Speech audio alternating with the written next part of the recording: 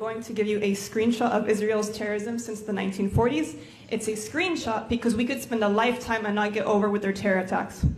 Let's start in 1946 with the King David Hotel bombing. It was done by Irgun and Haganah and Lehi terrorist organizations. They were Zionist military forces known as terrorist organizations around the world. They killed 91 people.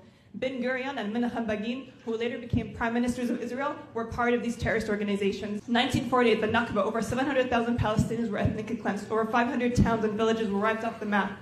15,000 Palestinians were killed in horrible massacres like Deir Yassin, where victims were maimed, raped, and killed. You want to talk about systematic rape? Palestinians have been raped since 1948.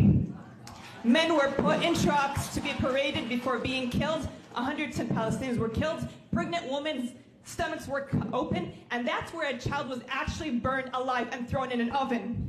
El Dawamiya massacre in Hebron, children were killed by breaking their heads with sticks. Tanzora massacre, 200 Palestinians were killed, men were lined against the cemetery wall and shot. There are mass graves under what is a beach resort today.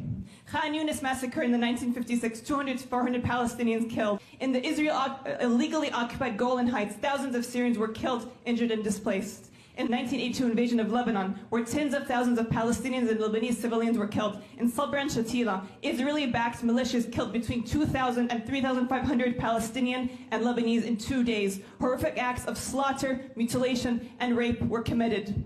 The Ibrahimi massacre in 1994 by Baruch Goldstein, an American-Israeli extremist associated with the Kanas movements, who today, Ben Ghafir, who works in the Israeli government, follows that movement. So it is actually a terrorist government in Israel. During that attack in 1994, Baruch Goldstein shot 29 Palestinians as they prayed in a mosque. In 1996, the Qanna massacre in southern Lebanon, the Israeli occupation forces, or the Israeli terrorist forces, shelled a United Nations compound where over 800 civilians had sought refuge because Israel told them to evacuate, as they did today. It is not new for them to bomb UN compounds and hospitals and schools. They've been doing this for decades.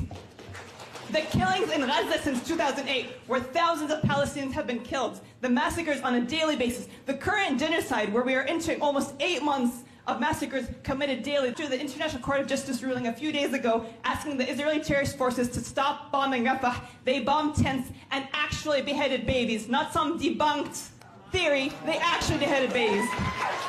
There was testament. I left my children playing in the tents. I hugged them as I left. I left to cook. I came back panicking as I heard airstrikes. I found my 6 children that couldn't fit in the tent. They burnt and became ash.